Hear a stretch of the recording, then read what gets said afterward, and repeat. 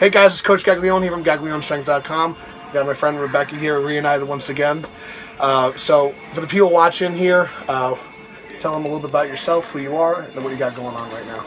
So I'm Rebecca, and right now, I guess I should start at the beginning. Okay, so I started powerlifting like 3 or 4 years ago with this guy. At the time, I was kind of bodybuilding training for a while. Ended up not doing that because I felt like it wasn't really right for me, and I was also coming off of a bad motorcycle accident where I had shattered my femur, so I couldn't squat. And even through all my bodybuilding training, I was like not doing any squatting. I was doing like the leg stuff I could do, but nothing really big or heavy. Started working with John, and I was like, I just want to push pull, right? He's like, you'll do box squats, and I was like, no, you don't understand. Anyways, long story short, I started doing like body weight box squats to really high, like way above parallel box. Ended up squatting to depth and competing in powerlifting in full power meets for 2-ish years, I would say. Cool. And now I compete in strongman. Cool. So we're gonna rewind a little bit. She's getting ahead of herself with the questions, but she was a little bit. But yeah, no, she has a really amazing. So I want to kind of rewind a little bit to your accident and talk about, like, I mean, it was pretty like traumatic. So it was like not like she's kind of brushing over some of the details. So I mean, there's like kind of like metal rods sticking out of her leg, and I was trying to give like the. So you know, yeah, the no, short. it's good. It's fine. But yeah, so it's okay. We're getting a little ahead of herself, but you did a great job with that. So tell us a little bit about like what happened with the accident. What was like the recovery like, and what was kind of going through your head like when that first happened? I mean, it was pretty devastating injury. So when I first got into the motorcycle accident, I had actually not been working out. I don't think. Little party girl. I was like a bit of a party girl. I worked in a bar.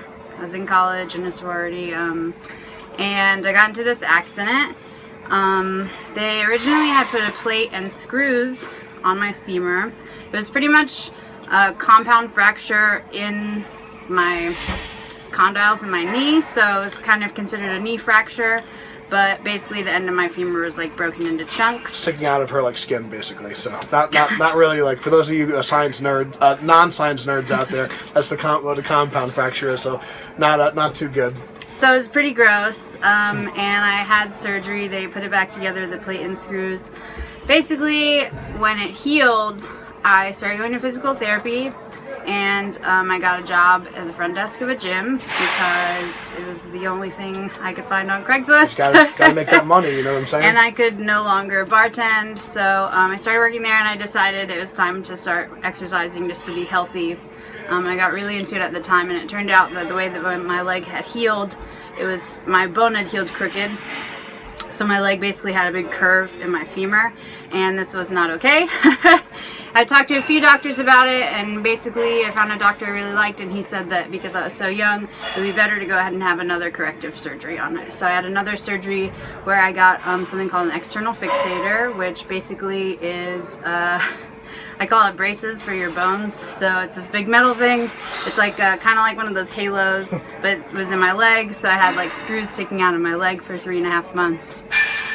And that surgery actually was, the surgery itself was considered a little bit more severe than my previous surgery, but my recovery was a lot easier because I had been working out so much for the last year that it really prepped me to go through surgery and be able to recover a lot faster.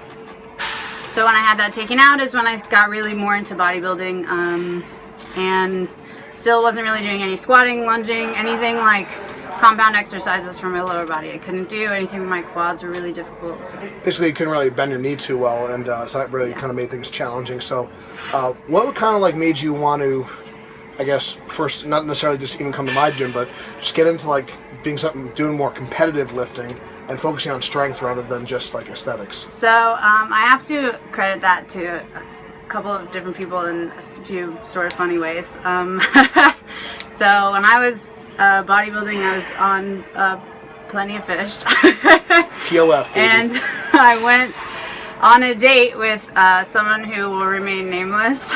And I may know who it is, I may he not. was a powerlifter, and he was also a powerlifting coach who was at the time working with John. So handsome fella. I didn't really know too much about it, and at the time I was like, powerlifting, that sounds dumb. Okay, fast forward to maybe like 6 months later, I was at a gym in Waterbury, Connecticut called Powerflex, where my mom lives. And I was just crazy town out there. I went there. They have some interesting meets there. Oh, very, so, very interesting. Very organized. So I you benched a world record, right? I did. So that was fun. So I went, not to take that away from any women who have real world records. That's absolutely right. So, anyways, I was going there just to work out because it was kind of like an underground cool gym to work out at when I was out of town. Keep in mind, this is like still sort of bodybuilding phase. And there's a group of guys there who I became friendly with. They started to know me because I was there maybe once every few weeks. And they came up to me one day and they're like, "You're going to deadlift with us tomorrow." Why not? And I was like, "That's funny." And I left. And lo and behold, the next day I showed up at that time and I was like, "Okay, I'm going to deadlift." And I always kind of really liked lifting heavy even when I was bodybuilding. And it just seemed kind of enticing to me. So I went and I started lifting with them, and I think I pulled something like 275 that day, which was very surprising to me, and what I thought was really impressive, which we all know now isn't that impressive. But I left the gym and I was feeling really great about myself, and I was like, "Man, 275, I'm super strong." And all these guys are powerlifters, and I was like, "Well, I know that guy that I went on a date with like 6 months ago. He's a coach. Maybe I should ask him if this is a good number." So I sent him a video and I was like, "Hey, I don't know if you remember me, but this is the deal." He did not. He was like, "Who's this? Who are you?" And I was like, "Okay, well, maybe it's good that you don't remember me, but can you tell me if this is a good number?" And so like a few days later, John sent me a message on Facebook and he said, "Oh, I've been following your story. I think it's really cool what you're doing with your leg and your recovery, and all of this is really amazing. I'd love it if you would come train in my gym sometime." And I thought that the guy who was working with him had told him about me, and so he reached out to me, which I later found out was not true. Yeah, I don't even know how I stumbled across your page. I don't know if maybe you liked one of our photos or something. I don't know, but this is what happens on the interwebs. Crazy stuff happens. Who liked whose photo first? We'll never know. But that's kind of like how it all gets started. And so what, like, I guess, tell us what it was like, because I mean, you know, I always try to be very welcoming with everyone, and I know, like, maybe you kind of maybe thought I was a little crazy in the beginning, but obviously, you know, if you guys know Rebecca, it ended up working out. Tell her what it was like, kind of just going from like there's no way in hell you're ever going to do a squat again to like going to some place like maybe like, "Hey, it's okay, let's just try and get a little better each day." And what was like that kind of going? What was that like for the first couple of weeks? I don't want to say it was intimidating. I was never intimidated, but I think I was a little bit in disbelief for a while. Right. Like you're like, "This, I'm not really sure if this is possible." I was like, "I'll give it a shot," but you're just gonna see that it's not. That just kind of like, possible. "Oh, well, yeah, we'll see what happens." But I kind of know nothing's gonna like really come of it. So yeah. So I guess that's kind of. So was there like a turning point where you're like, "Man, holy crap, I could actually do this now"? Can you can you remember a moment? Maybe it was the meet. Maybe like there was.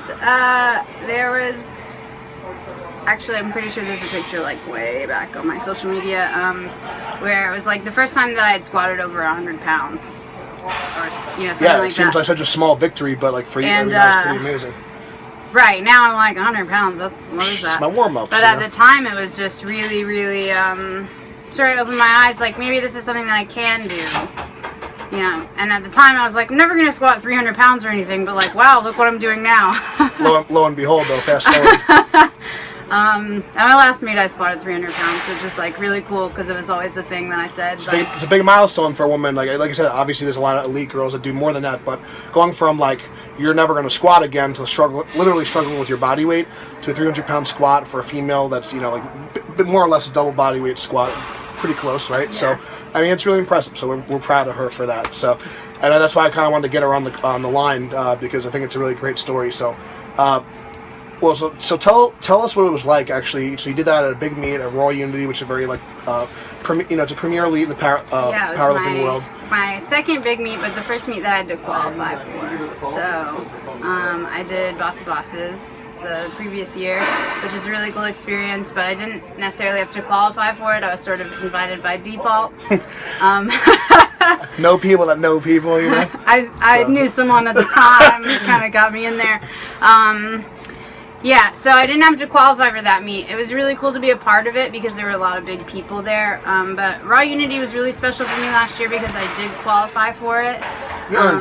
And I earned it, yeah. And I, it was the first time I also went to a meet totally by myself.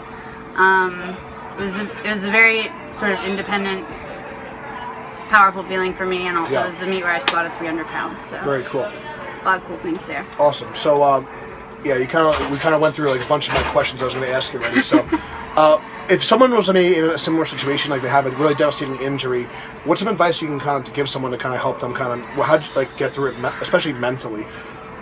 I think the most important thing is just, even if you doubt yourself, because you will doubt yourself. I still doubt myself on a lot of things, especially in strongman. There's a lot of moving events that are still challenging for me.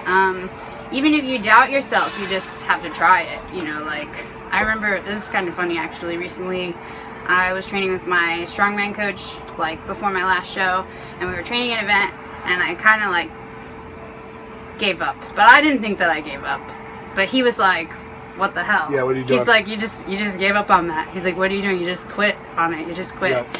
And so ever since then, and especially even before then, I've never been the kind of person to quit on something. It's always been keep going.